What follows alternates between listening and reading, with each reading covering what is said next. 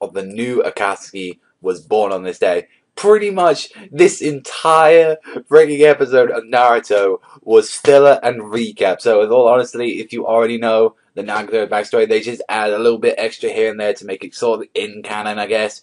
But it's like overall, I really wouldn't like recommend watching this episode if you already know what happens to Naruto, Konan, Yahiko. Well, you should at this point. Like, I mean, come on. So pretty much they show you, oh, Yahiko is still a little bit jealous of Naruto because she's saying, you know, oh, you have Konan, don't worry about this. And they pretty much get a letter from one of like Hanzo's friends saying like, oh, he wants to have a peace negotiation, and saying like, we want you guys to be the peace negotiators from between the other three nations. And I'm like, are you serious right now? This is freaking crazy. This is like, they've got a name for themselves now, knowing that they haven't done any violent methods to get what they want. It's like absolutely crazy. Although freaking Danzo from behind the scenes making this plan up. So Hanzo says like, oh, you need to kill Yahiko. And it's like, honestly, how many people there's Hanzo, Danzo? Like, how many fucking Hanzos we gonna have at this point? Like, come on. And because of this, like, with this plan, what they did, they hit and miss captured Konan. And pretty much, like, Obito was trying to talk to, you know, Nagato, trying to tell him, to, yo, you need to cut ties with this, like, stuff. Like, this is ridiculous now. You'll soon understand the true pain. And, unfortunately, Nagato had to fight away. Although Obito did some sly shit on the side, like, his Akatsuki comrades did find out about it. I gotta say, the animation did look really good at that point during the, his Akatsuki like comrades flying off like Zetsu, and also as well Obito. I thought that looked really good. Although it can't, if those guys started beating up on Obito, I'd be starting calling bullshit like on that stuff.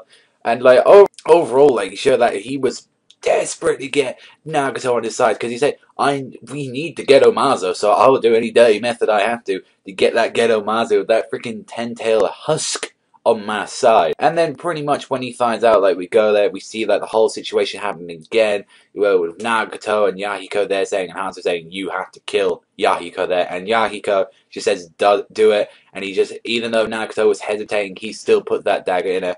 So after like all this, like, you see the, you know, Yahiko like with dying, and becomes the true leader of the new Akatsuki, Nagato, although he said, like, even though I'm, like, kind of the leader, you will always still be the one. And that's why he always had Yahiko pretend to be the leader, although we all know it was pretty much Nagato and then Obito running it all behind the scenes.